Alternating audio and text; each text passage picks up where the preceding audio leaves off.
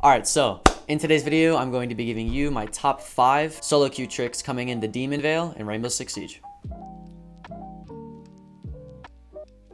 Coming in at number 5 is going to be having a plan in mind. Now, I know this seems really straightforward, but you'd be surprised, especially in the lower elo, people just pick random operators and go into the round and just die. You don't see a lot of people who are actually stratting, who actually are coordinating with their team, even though they're solo queuing, with the operators that they're choosing. Let me give you an example. Let's say that you're playing Chalet, you're playing Basement, and you're solo queuing.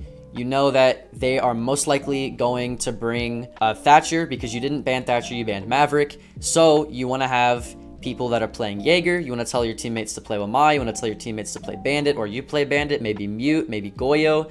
You want to be able to coordinate an entire defense. Even if your teammates don't have mics, you can coordinate yourself. Hey, I'm going to do this. I'm going to set all of my mute jammers right here. And then I'm going to have this pre-placed bulletproof camera right here. You got to be thinking about everything that you're going to place before the prep phase while you're selecting your operator. That way the prep phase goes by quicker and you can execute based off of your utility the most efficient way possible. This is really just a tip so that you're not going into the site or holding the site aimlessly, and you have some sort of strategy set in mind. Coming in at number 4 is learn how to clutch rounds.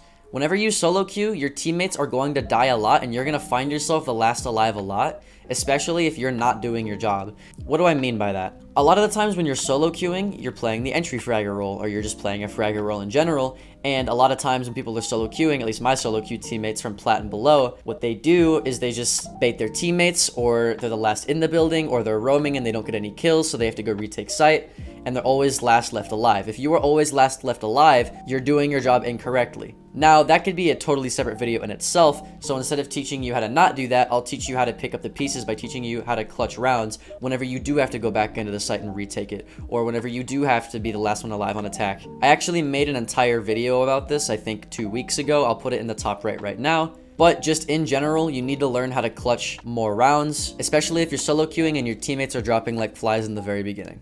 Tip number 3 is going to be have good comms. Now, in my personal opinion, unless you're silver or below, you really should not be playing ranked unless you have a microphone. It's really not that hard to get a microphone. You can use the wired microphone that you have on your earbuds that plugs into your phone. I know some of you are squeakers. A lot of women out there can't really talk on the microphone without people being toxic, so that I do understand. But an easy way around that is to literally just mute your entire team and keep giving callouts.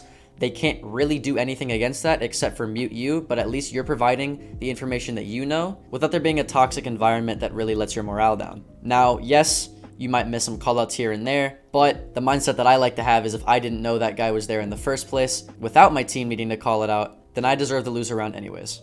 Coming into tip number 2 is what operator should you choose?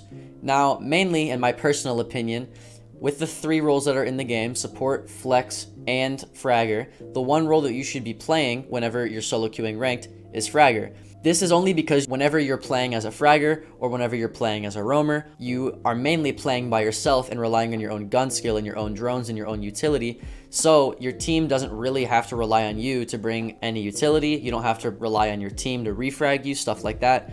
So just doing anything that wins you the round because you're doing things solo is really going to be your best bet. Now, before I get into tip number 1, I just want to say that over 90% of my viewers are not subscribed. So if you could subscribe, it would mean a lot to me. I upload educational Siege content every Tuesday and Friday, and subbing really doesn't hurt you because you can unsub at any time if you want to stop seeing my stuff on your page.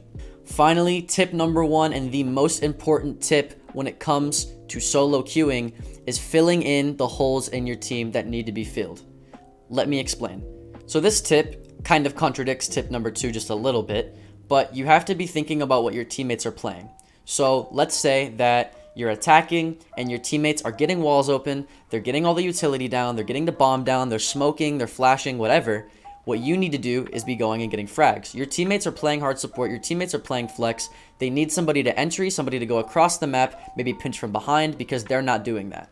But vice versa, if your teammates are getting a lot of frags, let's say they're not reinforcing, let's say the wall's getting open every time on defense, let's say that you're not getting the wall open all the time on offense, then you need to step in as that support role. So what I like to do a lot of times if I'm solo queuing and I'm not immediately picking a fragger, like I told you to do in tip number 2, what I like to do is just sit and wait for everybody else to pick their operators, and then I'll fill in whatever operator needs to be picked afterwards, just so that we really have all of our bases covered to most efficiently win the round. This is something that I talk about in my role guide, which I'll put in the top right here, but there are 3 main roles in the game of Rainbow Six Siege, and every single round, you want at least 1 operator per role in order to win the round. That's gonna be pretty much it for the video today, guys. Don't forget to sub, like the video if you like it, dislike the video if you dislike it. It's Alka, and I'll see you in the next one.